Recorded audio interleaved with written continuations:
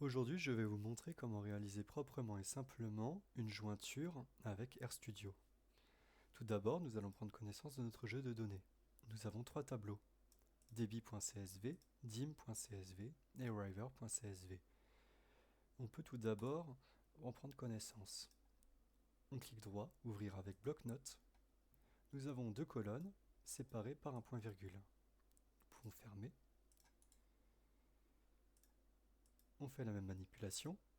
Nous avons encore des points-virgules. Nous pouvons ouvrir notre dernier tableau. Là aussi, encore des points-virgules.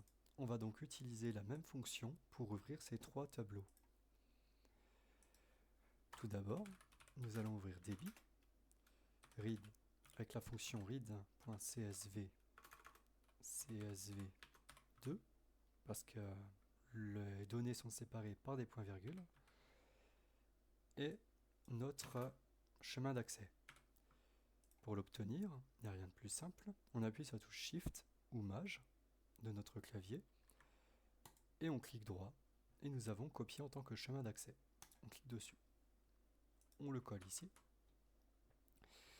Nous avons donc notre chemin d'accès, sauf que R ne lit pas correctement les anti-slash. Pour lui, ce sont des caractères d'échappement. Nous allons donc les remplacer en faisant un CTRL F. On sélectionne notre chemin d'accès. On va lui dire de chercher les anti-slash et de les remplacer par des slash. On coche bien une sélection. Ça va nous sauver la vie dans le cas où nous avons 300 lignes de commandes sur notre script. On fait un all et on a remplacé 6 occurrences. Nous pouvons tester d'ores et déjà notre commande. Nous avons bien notre dataset de 146 observations et de 2 variables. On peut donc reprendre la même commande pour importer les deux autres tableaux. Nous avons donc les dimensions. On n'oublie pas de remplacer le fichier de cible. Et les rivières, river, s'écrivait comme ça. river.csv. Le code à la source. Et nous avons bien nos trois data frames qui se sont chargés. On peut désormais les visualiser. Cliquez sur debit.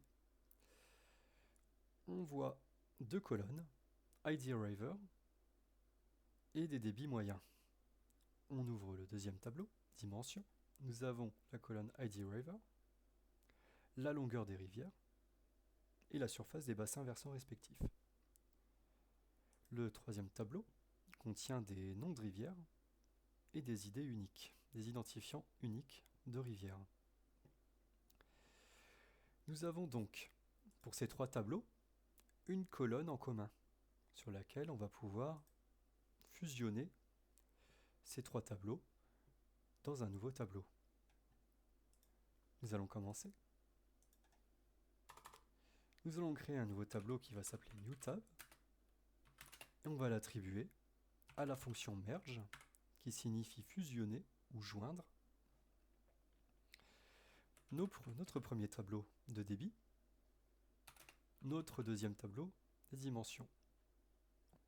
Sélectionnez la colonne id.arriver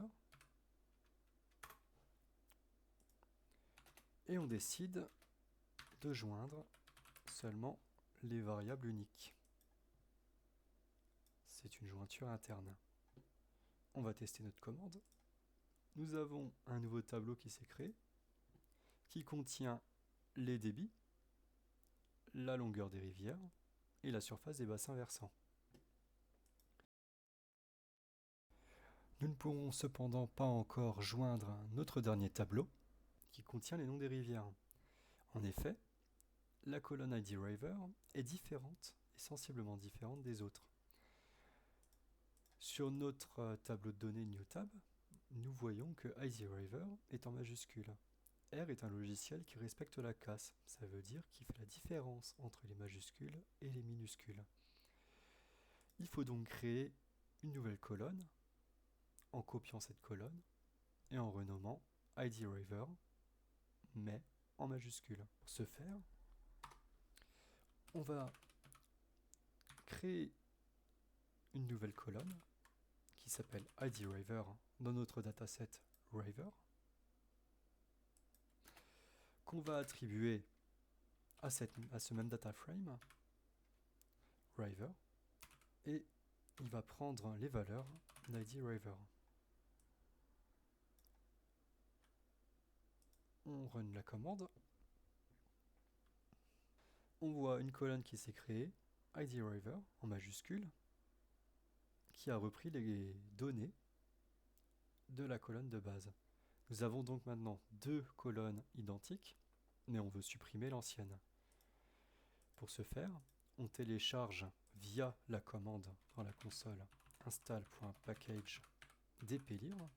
C'est une librairie qui va nous aider à gérer les données facilement. Moi, je l'ai déjà, je ne vais pas entrer cette commande. Une fois qu'elle est téléchargée, nous allons l'appeler dans notre script avec la fonction librairie. On run. Elle est bien chargée. Nous allons donc nous débarrasser de la colonne en trou. Pour ce faire, on va rattribuer à notre data frame ce même data frame sans la colonne qui ne nous intéresse pas. IDRiver avec un petit moins, comme si on soustrayait cette colonne pour attribuer dans notre nouveau data frame ce même data frame sans la variable IDRiver. Et nous avons donc la bonne colonne et les noms qui sont attribués aux identifiants uniques. Seulement, nous avons encore un problème pour un souci de visibilité.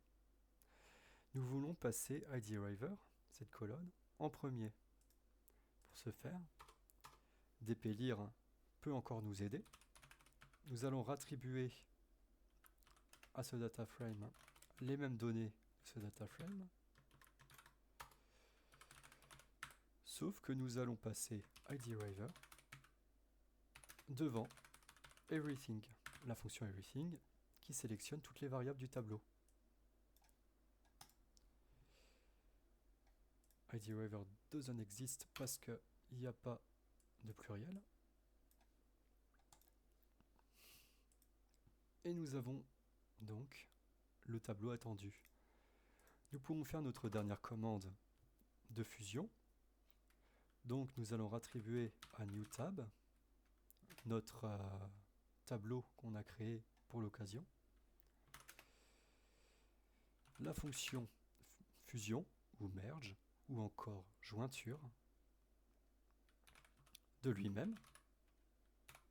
On conserve les données, sauf qu'on va fusionner non pas avec dimension ou débit, mais avec River. En sélectionnant la colonne IDRiver, et on fait une jointure interne. Nous avons dans ce nouveau tableau IDRiver les débits moyens, la longueur des rivières, la surface des bassins versants et les noms. Nous pouvons donc maintenant enregistrer ce nouveau tableau. Pour ce faire, nous allons utiliser la fonction writePassASV. Notre nouveau tableau et le chemin d'accès. Nous allons retourner dans ce répertoire et on va préciser le nom de notre nouveau tableau. On va l'appeler rivière fusionnée.csv. On n'oublie pas les guillemets. Et on veut se débarrasser de la colonne que R nous a rajoutée. C'est le numéro des lignes.